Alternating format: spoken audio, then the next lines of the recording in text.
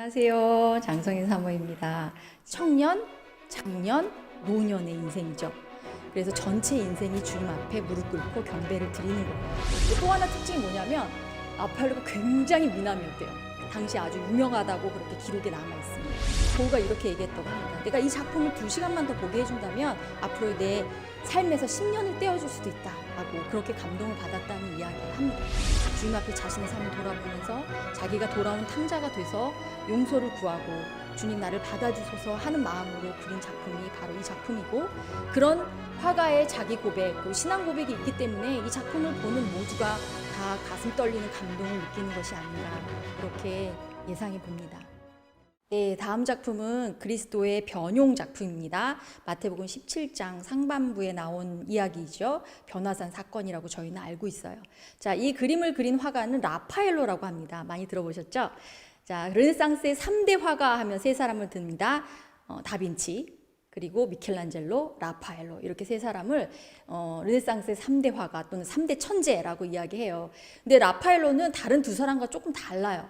다빈치는 귀족의 사생아로 태어났고, 미켈란젤로는 약간 자기네 집안에서 미술하는 걸 반대하는데도 했던 사람에 비해서 라파엘로는 미술계의 금수저예요. 아버지가 궁정 화가였습니다. 일찍 돌아가시긴 했지만, 그래서 그 영향을 받아서 라파엘로는 굉장히 미술을 빨리 시작했고 또 굉장히 천재적인 면모를 보였습니다. 또 하나 특징이 뭐냐면 라파엘로가 굉장히 미남이었대요. 당시 아주 유명하다고 그렇게 기록에 남아 있습니다. 그리고 또 라파엘로 성격이 그렇게 좋았대요. 친화적이고 외교적이고 사교적이고, 그래서 사교계의 스타라고 불리울 정도로 굉장히 인기가 많았던 사람입니다. 근데 미인 박명이라고 37살에 열병으로 죽습니다. 근데 그 열병으로 죽기 전에 그린 마지막 작품이 바로 이 그리스도의 변용입니다. 그래서 이건 유작이에요. 그래서 사실 이게 미완성 작품이었거든요. 그래서 의견이 분분했는데 최근에 이제 과학적으로 판명되기는 전체를 다 라파엘로가 그렸지만 여기 있는 요 제자들 부분만 이제 마지막에 로마노라는 라파엘로의 제자가 완성했다고 보고 있습니다. 자, 그래서 원체 인기 있던 사람이라 37살에 요절했음에도 불구하고 그 장래 행렬이 엄청나게 화려했다는 이야기가 있어요. 그럼 같이 살펴볼게요. 자, 그림은 3단계로 나누어집니다. 처음에는 이제 예수님이 변화산에서 이제 변모하시죠. 자, 얼굴은 해처럼 빛나고 몸은 빛과 같이 희어지게 눈부셔졌다라는 표현이 있습니다. 그리고 모세와 엘리야가 함께 등장을 합니다. 이 엘리야와 모세가 등장하는 거는 그 말라기서에 있는 그 주의 날이 오기 전에, 여호와의 날이 임하기 전에 엘리야가 내려오리라 하는 그 예언을 이룬 것이라고 보여집니다.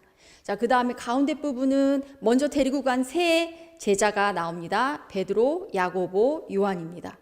자, 이제 이 사건에 놀라서 이제 막 엎드려 있죠. 그러나 굉장히 또 기대에 찬 눈으로 보고 있는 것을 볼 수 있습니다. 자, 베드로의 노란색은 희망을 나타내고 야고보가 있는 초록색은 신앙을, 그리고 요한이 입고 있는 이 붉은색은 사랑을 뜻합니다.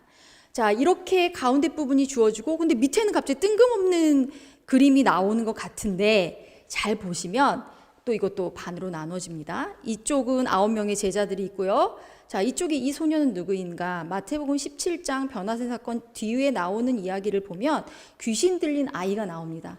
그래서 예수님이 귀신 들린 아이를 치유하는 장면이 나오지요. 그것에 대해서 그린 겁니다. 처음에는 제자들에게 고쳐달라고 했지만 고치지 못합니다. 여러분도 아시다시피.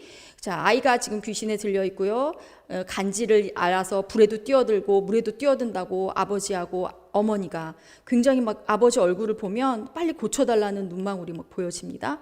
그래서 아이를 데리고 옵니다. 그러나 제자들은 고치지 못하지요. 여기 있는 이 성경책을 들고 있는 사람이 아마 마태라고 예상되어지고 있어요. 그런데 그리고 이제 예수님께 치유를 구하는 손가락으로 가르치고 있습니다. 그 이후에 이제 예수님께서 고치시면서 뭐라고 하십니까? 너희들이 겨자씨만한 믿음이 있었더라면 당연히 이 산을 저기서 여기로 옮길 수 있고 또 이런 치유도 이룰 수 있다라고 한탄을 하시지요. 이제 그런 장면이 나오는 그림입니다. 라파엘로는 이 그림을 통해서 신앙 고백을 했다고도 보여집니다. 예수님께서 왜 치유의 장면과 이런 변화사문을 같이 그렸는가에 대해서 여러 가지 이야기들이 있는데 아마 몸이 안 좋았던 것 같아요, 라파엘로가. 그래서 주님이 이런 기적을 이루시고 그리고 치유하셨던 것처럼 치유의 역사가 자신에게 임하기를 바라면서 그리지 않았을까 하고 보여집니다. 자, 이 그림은 사실 메디치가의 추기경이었던 사람이 프랑스에 있는 대성당에 기증하기 위해 작품을 의뢰했다가 그림이 너무 마음에 들어서 자기가 소유하게 됩니다. 그리고 이후에 나폴레옹이 또 너무 라파엘로를 좋아해서 이 그림을 뺏어갔다가 다시 반환해서 지금은 바티칸에 있는 라파엘로의 방에 전시되어 있습니다.